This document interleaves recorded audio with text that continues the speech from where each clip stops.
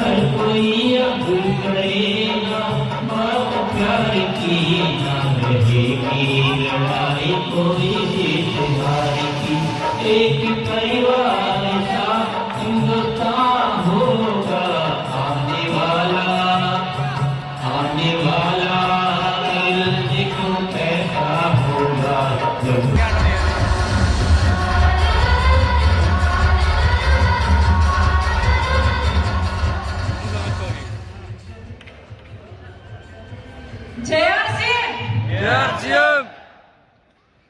आपके घर की बेटी हूँ, आपकी सिस्टर हूँ, थोड़ा तो मोहब्बत प्यार चाहिए। यस सर ना?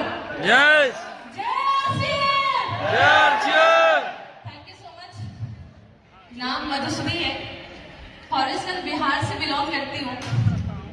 बचपन से ही माता पिता के संघर्ष को देखी हूँ। किराना दुकान था घर में छोटा सा, पर मैं थोड़ी सी लकी हूँ कि मेरे माता पिताजी ने मुझे वो सारी चीजें करने की फ्रीडम दी जो शायद बिहार में एक लड़की को नसीब नहीं होता।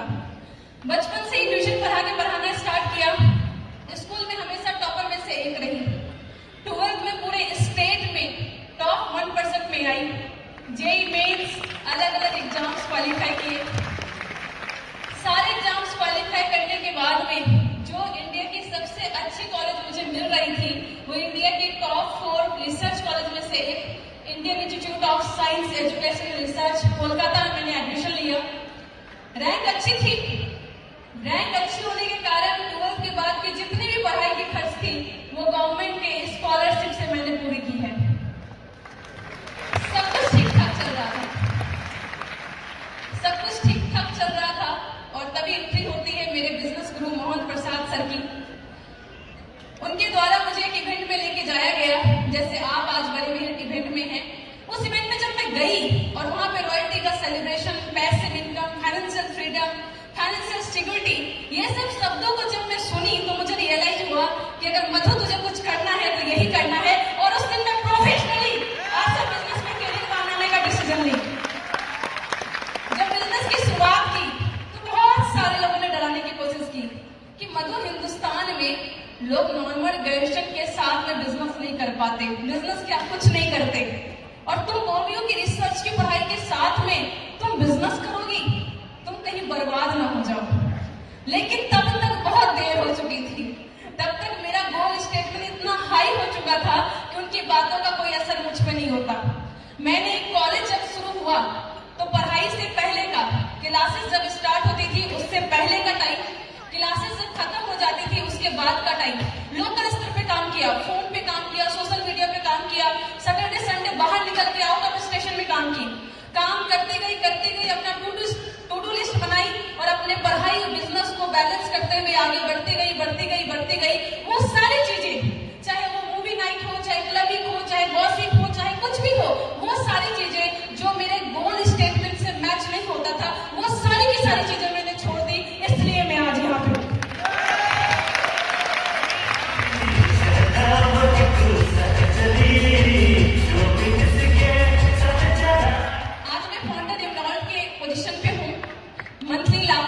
मेरे पास आता है। और एक चीज बहुत गर्व के साथ बोलना चाहती हूँ कि मुझे अपने ग्रेजुएशन के टाइम पे, पोस्ट ग्रेजुएशन के टाइम पे जितनी स्कॉलरशिप मंथली मिलती थी, आज उतनी स्कॉलरशिप के अमाउंट से ज्यादा अमाउंट मैं आरसीएम के माध्यम से मंथली गवर्नमेंट को टैक्स पे करती हूँ।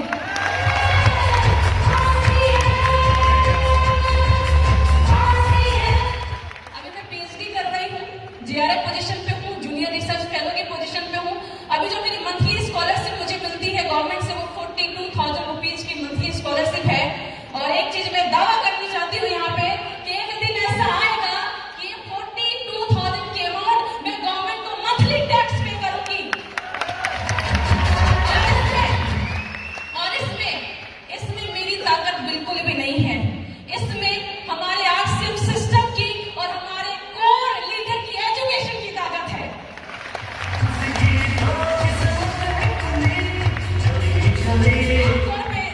आमतौर पे मैं अक्सर हिंदुस्तान में ये देखी हूँ कि लड़कियां कितनी ही इंटेलिजेंट क्यों ना हो, कितने ही हाई पैकेज पे क्यों ना हो, लेकिन जब उसके हस्बैंड की पोस्टिंग कहीं दूसरी जगह पे होती है तो पूरी की पूरी सोसाइटी उससे ही उम्मीद करती है कि वो जॉब को छोड़ दे, या जिस दिन वो मदरहुड में एंट्री करती है वो खुद अपने जॉब को छोड़ देती है और अपने 20-25 साल की मेहनत एक झटके में सैक्रिफाइस कर देती है और फिर से किसी न किसी पे वो फाइनेंशियली डिपेंड हो जाती है। यस और नो?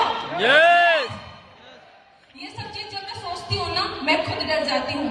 और ये इंडस्ट्री और सिर्फ ये इंडस्ट्री आपको ये मौका देता है कि अगर आप कॉलेज खत्म होते होते अपना रॉयल्टी और टेक्निकल कर लेते हैं तो शादी के बाद जहां जाएंगे वहां अपना बिजनेस बिल्ड करेंगे, मदरहुड में जाएंगे तो अपने बच्चे को बड़ा करते करते अपने बिजनेस के टर्नओवर को बड़ा करेंगे।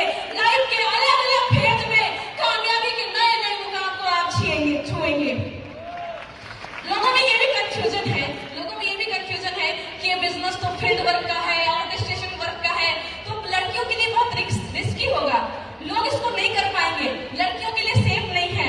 लेकिन अपने लफ्ज में अगर मैं बयां करूं आपको, तो दबे हुए परिंदों को आसमान देता है आरसीएम, दबे हुए परिंदों को आसमान देता है आरसीएम, कमजोर सी पंख को उड़ान जान देता है आरसीएम, सुरक्षित माहौल और बराबर का अधिकार देकर महिला शक्ति को जगाकर उसको अलग पहचान देता है आरसीएम।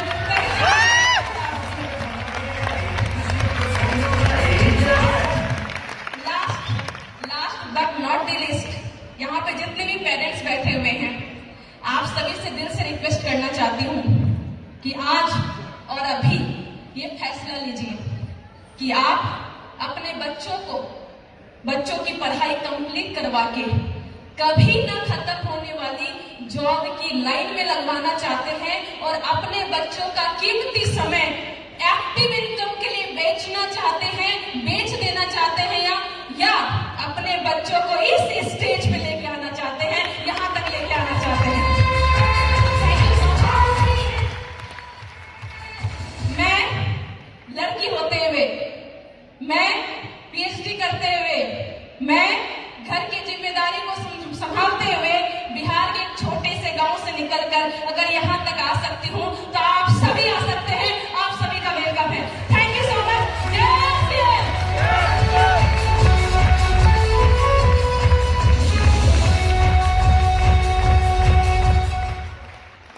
बहुत शानदार स्टोरी, एक बार जोरदार तालियां इसमें दो के लिए, जबरदस्त।